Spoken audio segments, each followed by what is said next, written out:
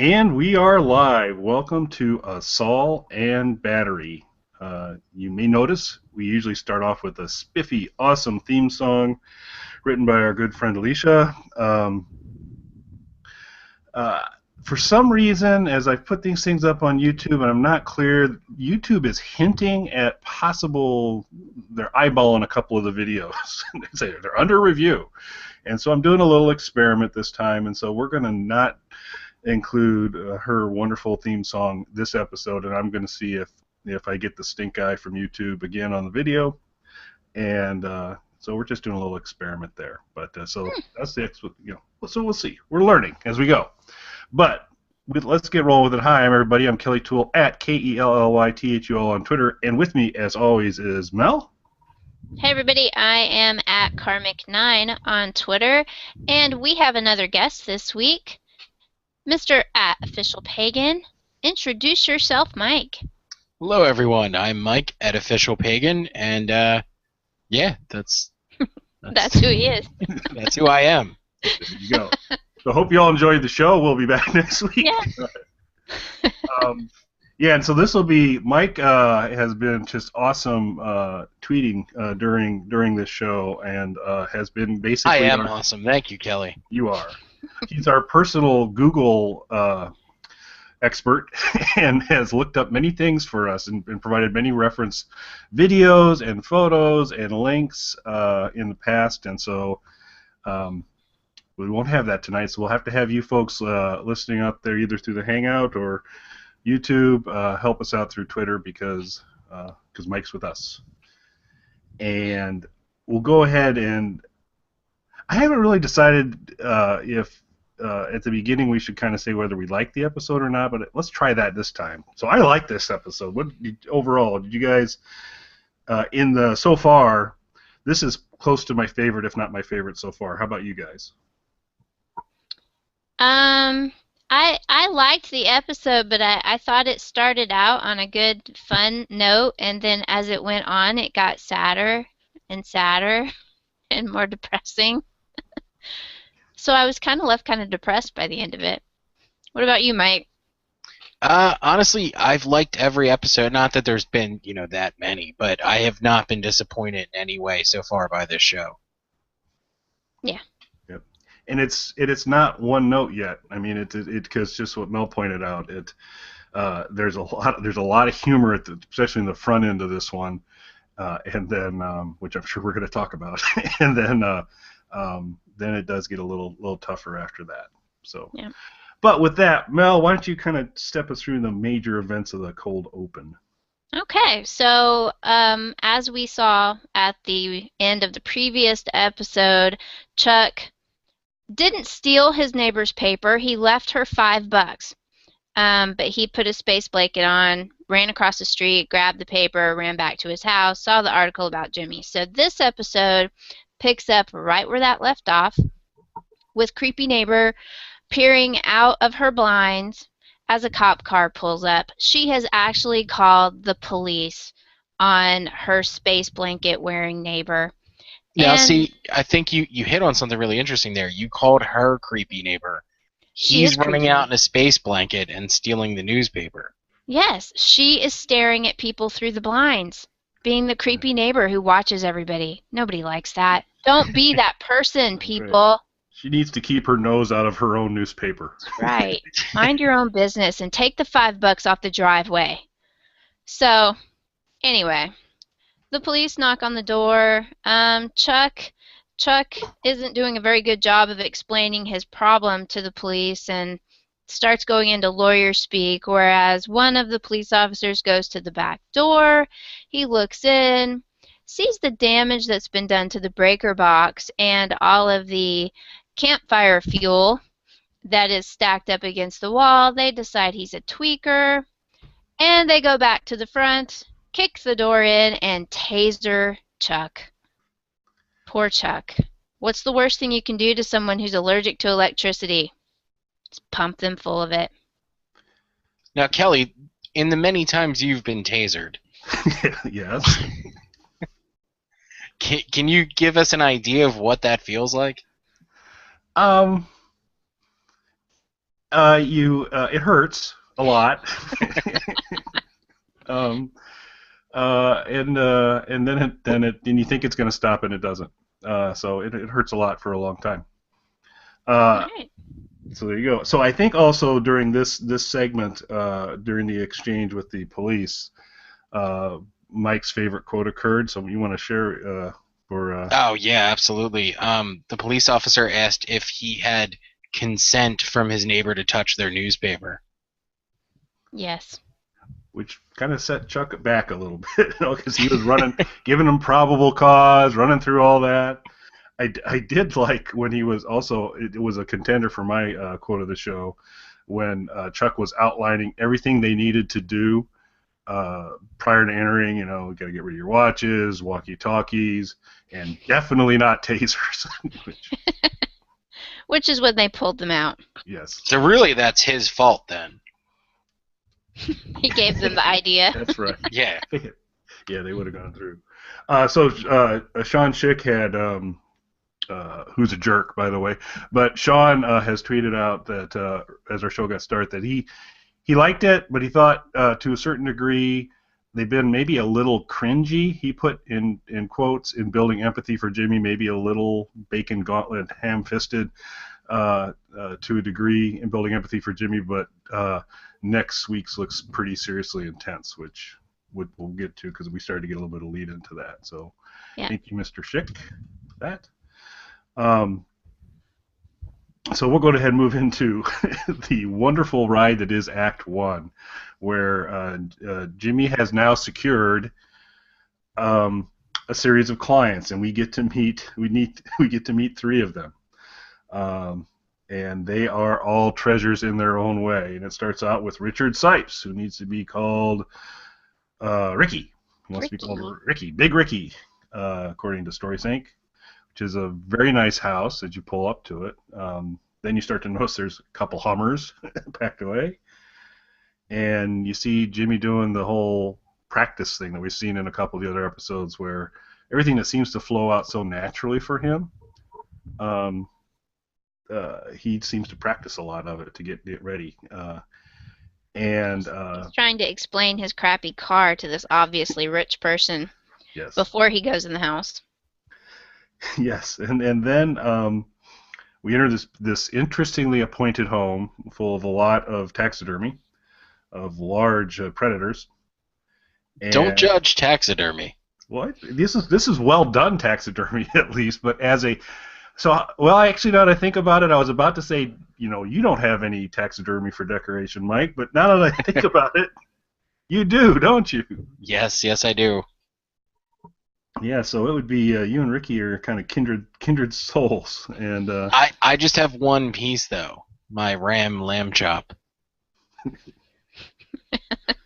Okay. Incidentally, John McGevna says that he tasers himself every morning just to get up and get started for the day. So, thanks, John. We all have our morning rituals. We do. That'll put a bounce in your step, I would think. But after you picked yourself up off the floor. So I'm gonna and so this was, so Ricky was a parade of quotes. One of which I selected as my favorite quote. Are you here, Mel, for your favorite quote, or are you a little deeper in the show? I am the next one. Oh, okay. I can hardly wait for that. Yeah, there was a close one there too. But of the many things that Ricky said when he started going through, and he said, "Insight the first," is my favorite quote, because I'm going to start to use that regularly in my communications with everybody. When I'm just talking about it, I'm going to say, "Insight the first," and then I'm going to give out the information. So I thought it was a powerful way to get your point across. Mm-hmm. He talked about the fly-swatting hand of government. And then disaster struck in my house. The sound went out. Oh no! This is not the show to have this. This is in the middle of Ricky talking, and I lose the sound for what felt like a long time. It wasn't too long. I'm changing channels, and it was the only channel that I had lost sound on. So I don't know. I came back in when he mentioned that he wanted to make his property America's Vatican City.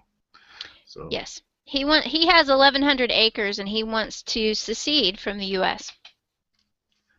That's that what he helps. told him. That helps. 'Cause, That's what he needed a lawyer for. That really puts into context for you, Kelly. yeah, it helps. I figured that was the gist of it when he talked about being Vatican City. I didn't know how much land he had to work with, so that does help a little bit there. And of course, Jimmy. You thought he was making a run for the papacy. Yeah, I thought maybe in kind of a animal-based religion of some sort, perhaps. But and of course, Jimmy hesitates for like a half second and says, "I'm your man." And so then they begin to negotiate fees, and Jimmy throws out a figure, and Big Ricky wants to put him on retainer, $1 million retainer, which is pretty cool, and decides to give him half of that in advance. And so Jimmy's feeling really good right now. Yeah. Until he looks a little bit closer at the money that all feature. Ricky has the, I guess, I don't know, what is he? Is he the Pope of the Sandias Republic? I'm assuming he is the dictator. But yes. I particularly liked right before that when he asked, "Would you like that in cash?" And Jimmy is so speechless. He just can't do anything but make this little sound. It was cute. So at what point in time did you two realize that this wasn't going to work out in Jimmy's favor? This is typically where I come to conclusion. Although this one, I don't know. We'll see. So Mike, when did you know that this probably wasn't going to be all that Jimmy dreamed of? Immediately? Well, actually, I was really excited throughout this entire sequence because, one, I know a lot of people like that. So there was a lot of things that I could latch on to and little points in my own life. And Kelly, you and I had actually discussed a little bit on Facebook based on that Wired article how awesome it would be to get dual citizenship in a sovereign micronation. Absolutely. Yeah, sign me up for and it's the Sandia Republic, I believe. Sovereign Sandia Republic. Sovereign, yeah, sign me up. And they are so good on AMC and doing a bunch of these things. I would not be surprised if at some point they don't offer an app to let you apply for citizenship. I would absolutely do that. What ran through my head, of course, I knew I was going to be on this show afterwards. The thing that I wanted to ask both of you guys is, if you did this, what would you name your nation? Korglandia. I figured. Not surprising to anyone. Yeah. I think I'd go because unlike some on this show, I'm a real Alice Cooper fan. I'd go with Dragontown. It's a good choice. Dragontown's pretty solid. It's the worst place in Brutal Planet, so Dragontown would be mine. I'm fascinated since you asked the question, Mike, and I'm sure you've put a lot of thought into this. What is the great pagan nation called? Well, I might actually steal that one. I like that. Mm-hmm. Pagan nation's pretty good, because that was the other thing running through my head is like, I would love to do that if I had the finances and the insanity level to pursue something like that. But I that's where I would fall apart. Like, I could put together my own little militia, come up with my own currency, do all that kind of stuff, but then when it came time to name it, that's where it falls apart for me. Well, I think that's something for our viewers to put forth. What would you name your sovereign nation? Our viewers, tell us in the comments. That's right. You throw in the Q&A, give us the comments, or shoot her out on Twitter. And Sean Schick, I already know what the name of your nation is. But we'll save that for another time. And Sean has shared another tweet out about, he's asking some fiscal policy questions here around what's the ratio of Ricky Bucks to Schrute Bucks or Stanley Nickels. Or Bitcoins probably is another fair one here. Yeah, I was going to say, I think you would have to go. I personally would not go with paper money. It would be some sort of Litecoin. I think mine would be burlap. I would think because it's an underused fabric. Um, yeah, so anybody wants to name their nations and share them with a talk song would be great. It ran through my head, this burlap commercial. Like, burlap, the underused fabric. That's right. Official currency of Dragon Town. So Yes, and Sean has sent you another suggestion, Kelly. yes. Yeah, see that was no. Sean has suggested Jerktropolis, which is I had Jerklandia for him, so we're on similar wavelengths there. But yeah, it'd be good to hear from the folks listening what they name their country, and then we could think about the Olympic ceremony parade of nations of all of our nations. Mel would be up front with Corglandia. I would think alphabetically. Of course, I don't know. I guess they have to do it by our Greek names, but I don't know what those would be. So that could be fun. That's good. I'm very interested to hear what the McGevna's country will be. So Ricky, so it didn't kind of work out so well for Saul, and it looks like he just hustled out because you don't want to make an enemy of the sovereign Sandia Republic. And he moves to another gentleman, Ronald J. Cox, a nice-looking gentleman, well-dressed, nice home. Talks to Jimmy about the nuances of patent law, has him actually sign an NDA because he doesn't want Fisher-Price or Play School to scoop him on this. And I was really scared to see what was under the tarp there, and it was a toilet. What was the toilet's name? Tony the Toilet Buddy, which I thought was funny. It cracked me up. And then, in fact, he said positive reinforcement. I said, okay, that's pretty funny, too. And then it started to talk. And then yes, it did. And as we find out in a later scene, Jimmy does one heck of a Tony the Toilet impersonation. Tony the Toilet Buddy impersonation. But so I'm assuming, Mel, amongst the many quotes, is this it, or is it a little deeper? No, I'm as my quote comes as Jimmy is leaving the house. Yes, okay, that's good. Yeah, so the toilet says some things like, "Gosh, you're so big, and fill me up, put it in me, Chandler, and give me." What was the other one? Give it to me, Chandler. Give it to me. Is it weird that the most disturbing part of that sequence for me was the name Chandler? Just kept hearing Chandler Bing. Weird, but not surprising, Mike. I'm like, that's really creepy that his kid's name is Chandler. That's what's wrong with this scene. Yep, not the oddly suggestive things the toilet is saying. Yeah, which Jimmy starts to point out that they're a little sexual, and then he downgrades it to suggestive, since that was offensive. Yes. And of course, Roland is greatly offended and has no idea what he's talking about. Right. Because it's meant for children. That's right. He calls him a sicko. And I gotta figure your quote's right around here, Mel. Yep. As Jimmy is quickly leaving the crazy man's house, he's yelling back at him, "Hey, buddy, you're the one with the sex toilet." That's my quote. That's good. If I had a nickel for every time. I knew you would like that one, Mike. Really. I believe that's actually written in script underneath the flag of the great nation of Pagan. Is that you're the one with the sex That's your motto. Yeah. Hey, buddy, you're the one with the sex toilet. Oh. Oh, yeah, and Jimmy was nice to point out that it might actually be very popular in some more affluent Pacific Rim countries, which was another nice touch. Yes. So we got McGevna's weighing in. Eldlanderstan. Let me try that again. Eldlanderstan. And their motto. Elderlandistan. Elderlandistan. Elderlandistan. Wow. Elderlandistan. So I don't have much trouble with that as Blindigo Blue, which will make an appearance later in the episode. And their motto, they're on it. McGevna's are on it. Not only do they have their Elderlandistan, they have their motto, which is "Get off our lawn." Yep.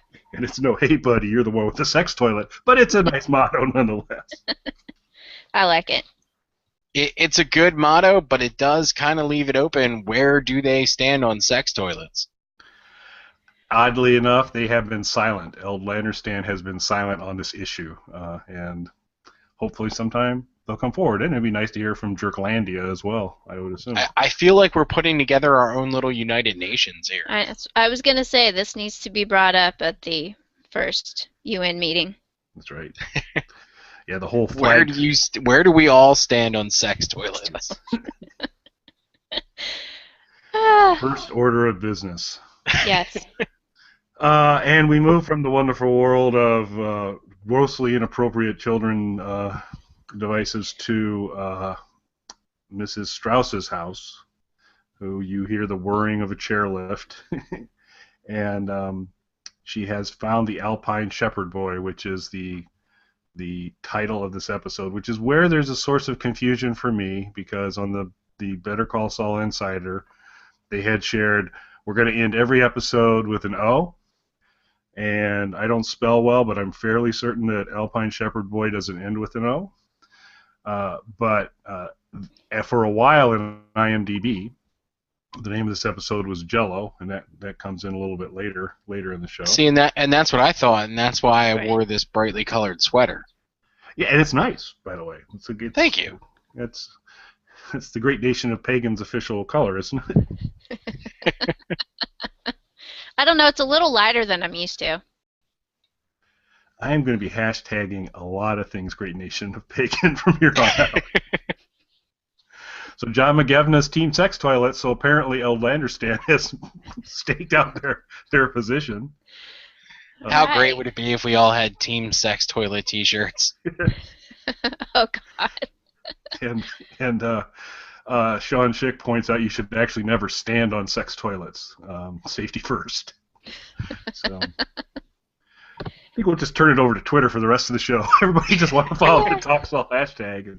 As soon as you bring up a sex toilet, man, Twitter goes crazy. It's an icebreaker. It's a good one. Yes. So the Alpine Shepherd Boy's there, and we go through a very convoluted process of her explaining which Hummel goes to which family member under which circumstances. And what was really cool on StorySync is they included a photo of Jimmy's Hummel chart that he had put together with all the kind of if-then-else logic and all these types of things. Cool. And she says he has moxie, and he mentioned he prides himself on his moxie, which I thought was another very nice thing. And he actually gets paid. The guy gets some money eventually. It's a very slow process to get the money, but it's a long day. Long day. He makes $140. Yep. So that's something. And so then we cut over to Kim and Saul back in his office / the manicure place. And as I mentioned before, Jimmy does a fantastic Tony the Toilet Buddy impersonation. Yes. Mentions corn a couple times,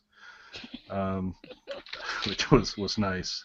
And Kim, who I am really starting to like more and more, is encouraging him and kind of saying, because he did mention he did 2 Wills and a Trust, which is a great band name, and Kim kind of thinks it's important. She said she'd been in some bad situations, and having somebody they could trust would be good, and he ought to consider elder law, which I think an up-and-comer like Jimmy wants to shoot for something a little higher. But I mean, I thought it was sincere, and she's trying to help him out.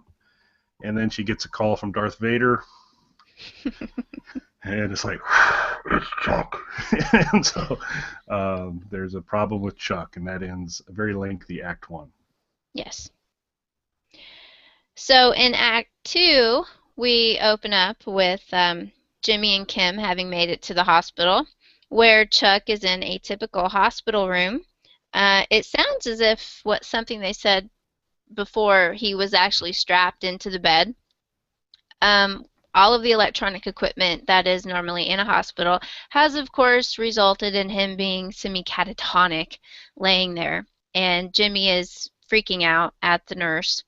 and the doctor that comes in, and they end up calling security as he's turning off all the lights and turning off all the machines, and even trying to go take the bulbs out of one of the overhead lights that won't turn off because apparently it's controlled by a remote control that the doctor actually has.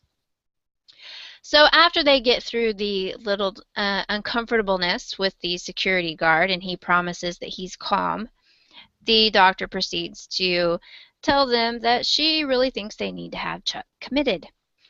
However, she does play along to the removing all of the cell phones, watches, everything with batteries. And she condescendingly gives them the benefit of the doubt and talks to Chuck a little bit.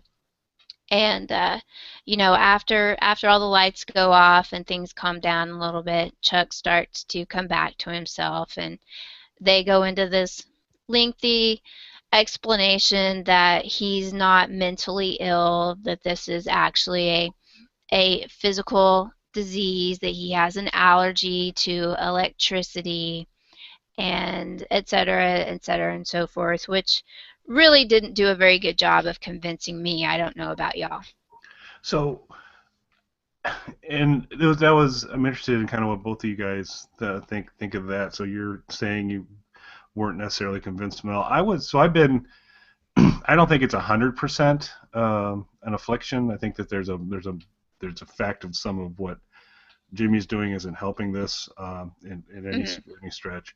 But for a while, it was he kind of he knew he kind of suggested she still might have something with a battery on her, and she did, which was like, oh, maybe, but it's pretty safe bet, I guess, to assume a doctor's got something on him. But so, what do you think, Mike? This how much of this is real?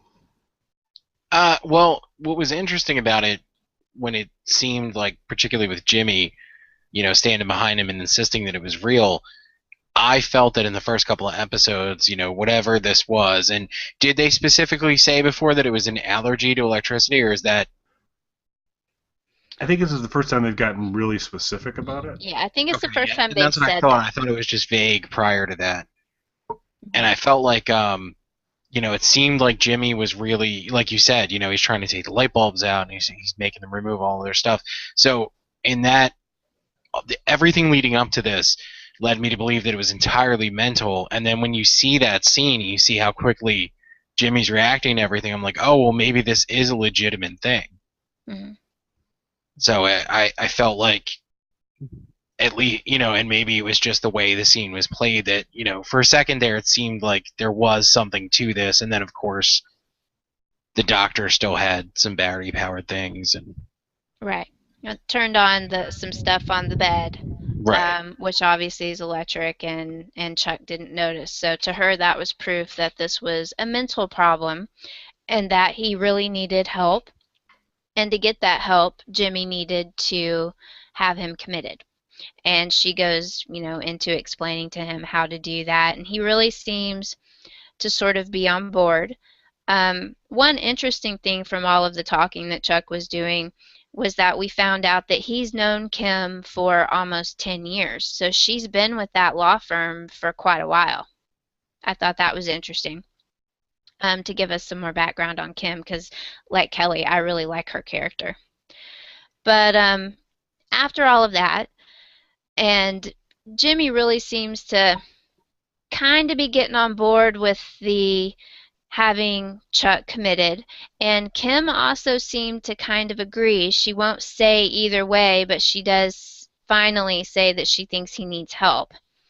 And they're going to release Chuck. The doctor's going to get the nurse to bring the release papers. And then who should walk out of the elevator but Lord Vader? His black himself, cape flowing. in all of his Hamlindigo glory. Yes, apparently there's a polo shirts available in Hamlindigo blue as well. Yes. So the first thing out of his mouth was, "Don't worry, Jimmy. I've talked to the assistant DA, and they have promised that they will not sign off on any commitment papers." Which, of course, what happens? When when Jimmy is confronted with anything that Hamlin wants, he's going to do the opposite. So whereas before, um, he couldn't seem to decide which way he was going to go, now that he thinks Hamlin doesn't want Chuck committed, because obviously if that happens, then Jimmy would be his legal guardian and he would have the authority to actually cast Chuck out of the firm. Now he seems like he's all for the having him committed as he storms off, and Kim runs after him, and and doesn't really get anywhere with him because he's mad. So that was the end of Act 2. Jimmy storming off down the hospital halls, furious that Hamlin does not want Chuck committed. Yeah, and so just a couple shout outs to the actors, performance wise and things. So Michael McKean only has a few lines in this whole thing, but the whole "I'd rather not" with the commitment conversation, and when he talks about he wants to go home, and just he kind of wrung out maximum intensity with just very few lines, which just came across real gently, and then becoming Team Kim here just because as Darth Vader and Jimmy start going at it and stuff, she's like immediately kind of going, stop the nonsense. This is about Chuck, focus, guys, and all that. And she keeps trying to keep people on track, which is, I think, awful cool. But yeah, I like her. Yeah, and we hate Darth Vader. Unless now, Mike, we haven't said where's the great nation of pagans? What's the official position on Darth Vader? I'm not a fan of his character either. Oh, okay. There for a minute I was afraid that your flag colors were Hamlindigo blue. No, I would never infringe upon his trademark. Okay. That's right. There's only so many fonts in the world, though, so feel free. I loved there was a Bob Odenkirk interview before the series started where they're introducing each of the characters and talking about them, and they go, Howard Hamlin, he's not written for you to hate him, but you can't help it. So it's pretty cool. So we move back now into Act 3 where Jimmy gets Chuck home. Now I'm a little unclear. I'm assuming this is still during the day. How do you what's the logistics of getting Chuck home? Do you throw a blanket over him, run him into a car? I was assuming rickshaw. Well, that's your answer for everything, Mike. True. Yes.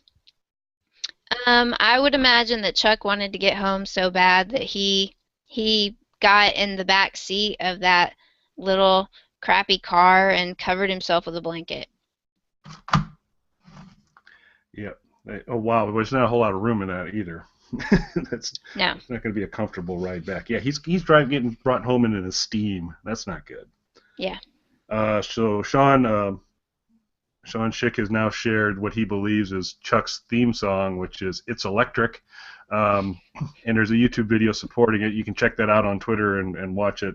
I know Sean's a big boy band fan, so I'm assuming it's probably from one of the boy bands, but we'll have to see.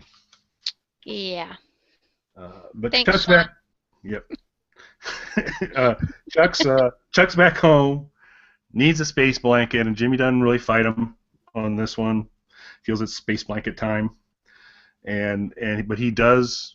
Jimmy starts to suggest that when I start being Slippin' Jimmy-esque, you seem to get worse, and Chuck's insistent that that's not the case.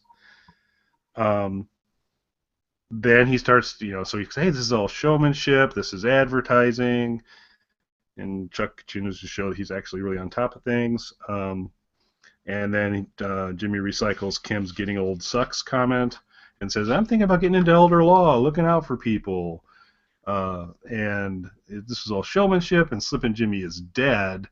And almost like a switch, Chuck's a skeptic because I'm sure there have been a lot of times since Slippin' Jimmy's been declared dead before. Right. But he seems. So, do you think Chuck buys at the end the elder law argument? That's maybe where Jimmy's going.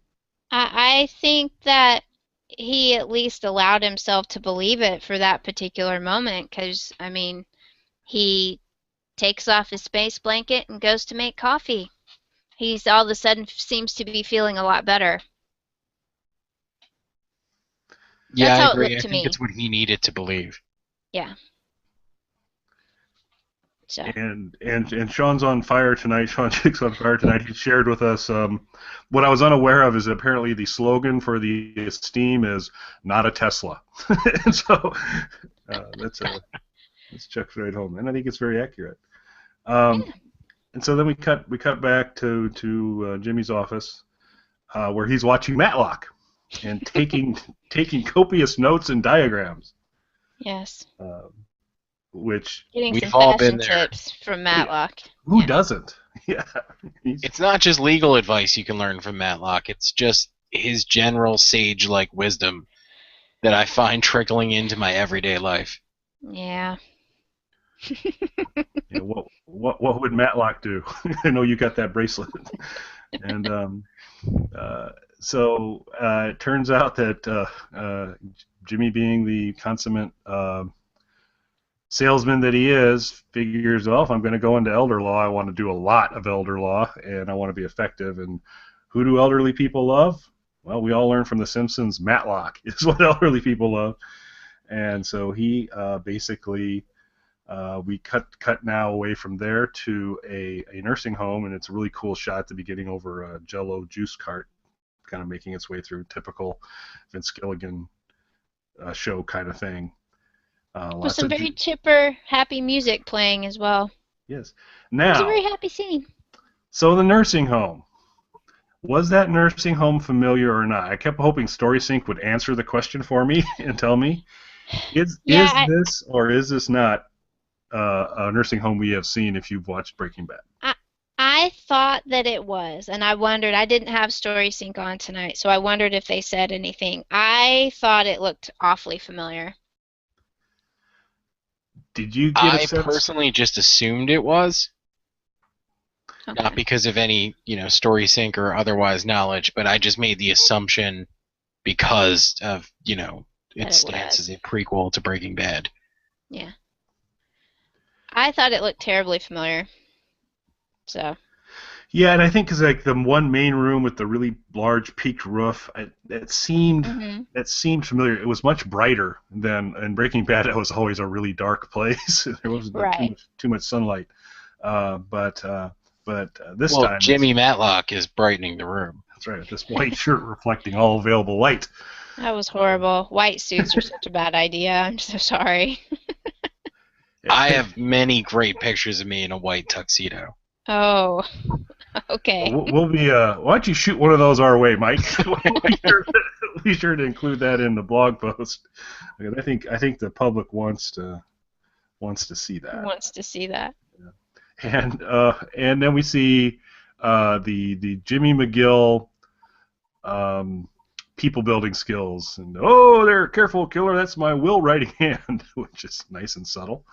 And many other things. Yeah, first we had to watch all those old people eat Jell-O, and what was at the bottom of the Jell-O cup?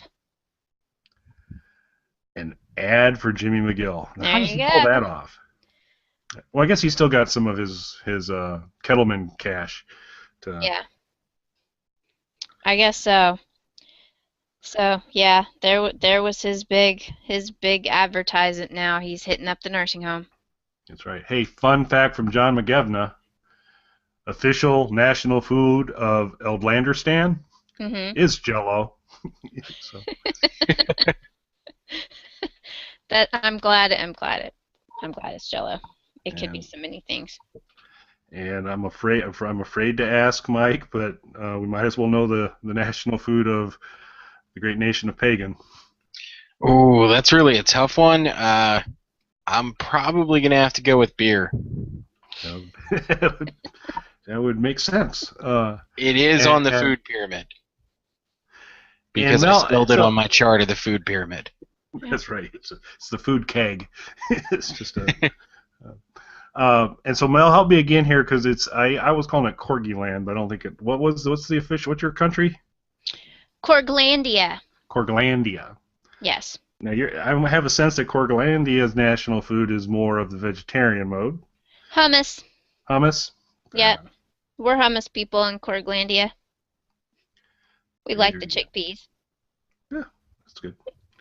Dragontown, Wendy's triple with cheese and everything. So that's All Now, right. where does that fall on the vegetarian scale? it crushes the vegetarian scale. It Yeah. yeah, it's very very far away from it. It's basically a softball of meat, which is All right. delicious. Uh, and so then we see Jimmy smoozing with the elderly folks. This is kind of a short little scene, although it was awesome as Matlock Jimmy. I liked Matlock Jimmy. It's pretty cool. Yeah. And we go to the final act. So here's where we get pretty depressing. This was a very depressing act for me. I don't know if it was for the rest of you, but we did get to see Mike, and the whole act was pretty much Mike.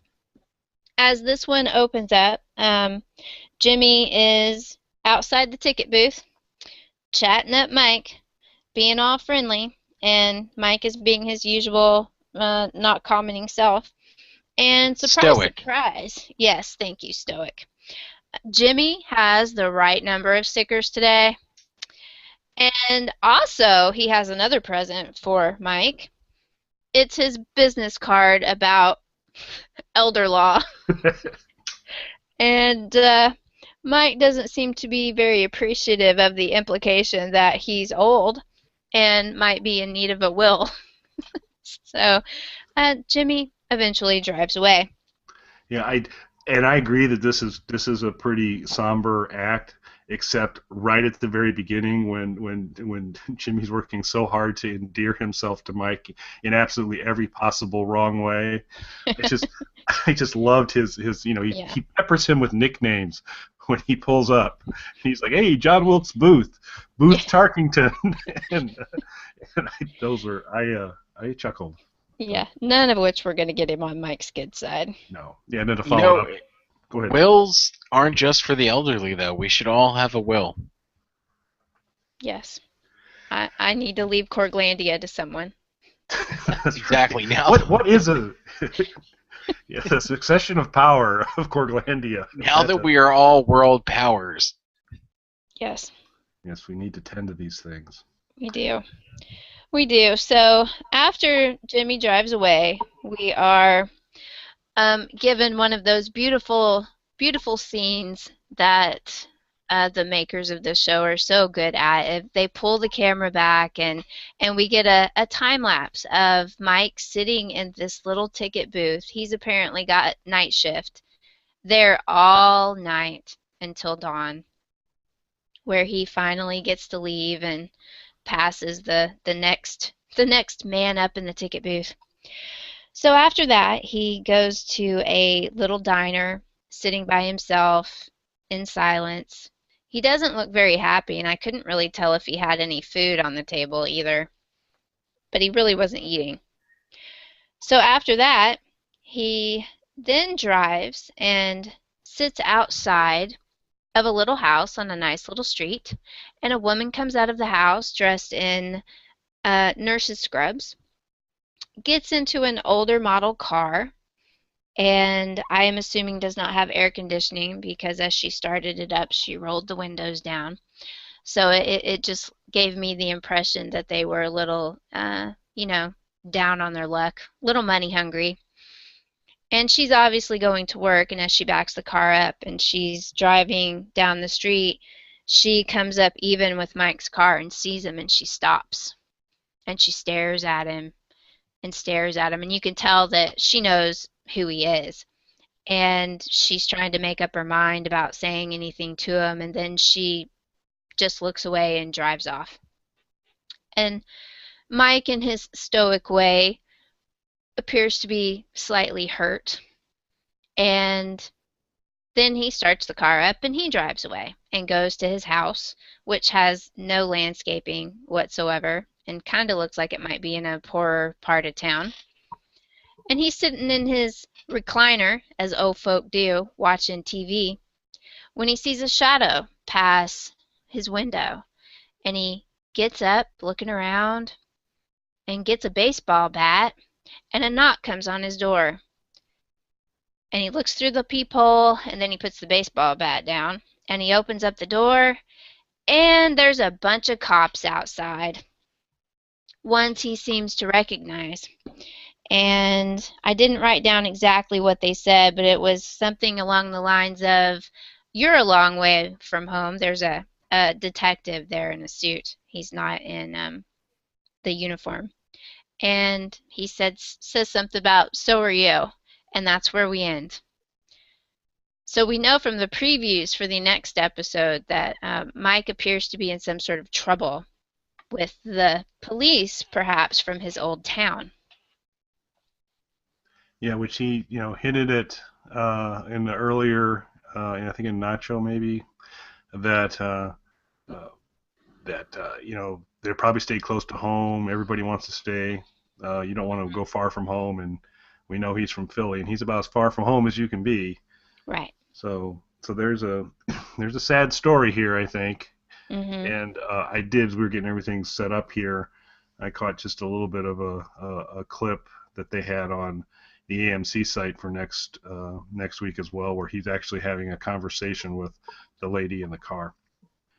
Yeah. A little bit. So I think we're going to get a little more Mike backstory, which will be awesome. Mm-hmm. But it was not a happy note at the end. No, but it looks like he's going to need some help from Jimmy. Which is going to be a very bitter pill for Yes. for Mike. Yeah. How bad does it have to be before he calls Jimmy? It's got to be horrifically bad. Yeah, it's got to be really bad. So Sean Schick has shared. By the way, we now have photographic evidence of what the Secret Service guards of Corglandia look like. It's the Hummus Brothers. The Hummus and Brothers. based on the photo, Mel, I would really refine your succession of power process early, because I'm not sure you got a lot of protection there. But No. We're going to have to beef up security there a little bit in our vegetarian world. yes, indeed. Very good. That was fun. That was a good. It was a good. A lot of and this is, I think, kind of what we're going to get with the show, which is you're going to get some really really funny moments, and then you're going to get some very interesting kind of character things going on between Kim and Mike. A lot of this obviously is the Jimmy show, Mm-hmm. but Chuck, Kim, Mike, these are all people you start to care about. And they're, it's just nice how they kind of slowly develop each of these characters. You get a little bit more. It doesn't feel like you're being force-fed backstory or anything. You just get a little at a time. Right, and I'm as interested in finding out what Kim's story is and Chuck's story is as I am in knowing what Mike's story is. So it's not just the characters that have been brought over from Breaking Bad, that I want to know more about. They've done a good job of introducing all these new characters that we never heard of before, really, that they've given enough life to that we want to know what's going on with them. So they're doing a great job. I'm really happy with this show so far. Yeah, no, I really think it's excellent, and I completely agree with you. The Mike character really needs to work on the curb appeal of his house. Yeah. It's not a looker, No. but His resale value is crap. He really needs to work on that landscaping. He needs to watch some HGTV. He does. Which did not appear to be on when he was watching. And John McGavin is throwing out, he thinks that the lady in the car was either his daughter or daughter-in-law. I'm with John. I think that's probably the relationship, which means his granddaughter is somewhere in the mix there too. She was an awesome character. That's fun to see those two interact in Breaking Bad. So hopefully, which doesn't appear to be happening right now because she won't even talk to Mike. So. Right. Yeah, I mean that kind of long stare down can only happen between family members. Yep. I think you're right. It was totally that. So. No one can hate you as much as your own family.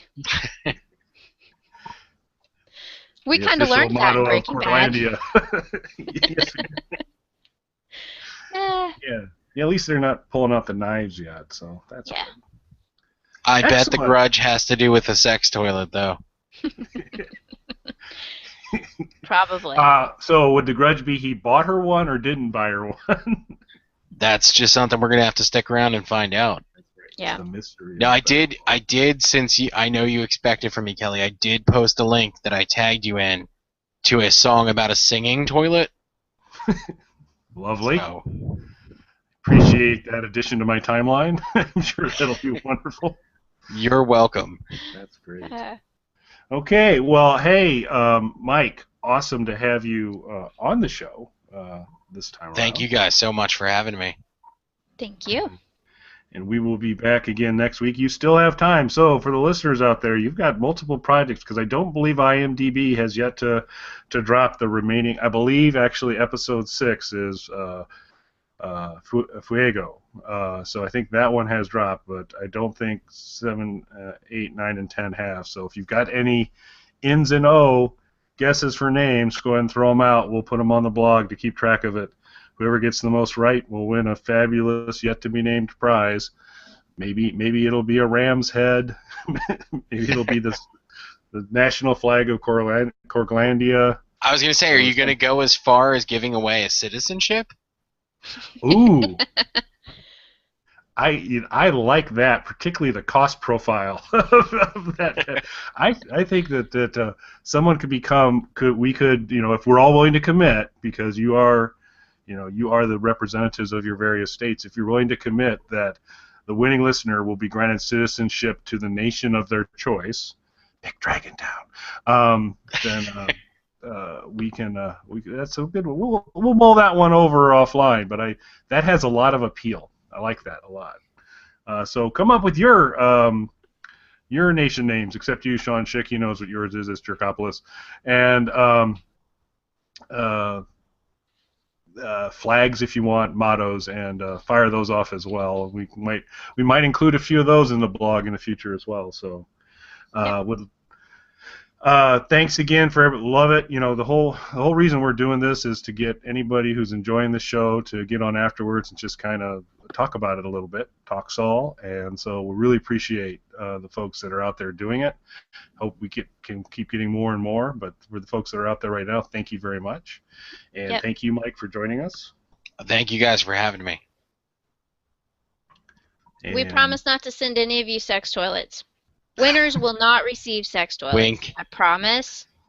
I promise. Okay. Well, we need to talk briefly after the show, Mel. I will have no part of the sex toilet plan. Okay. Well, we're going to probably edit this last section off the show. So we'll talk. She'll come around. I feel good about this. Yeah. Okay. It's great. So again, thanks Mike, thanks Mel, and we'll see everybody again next week. Bye, everybody.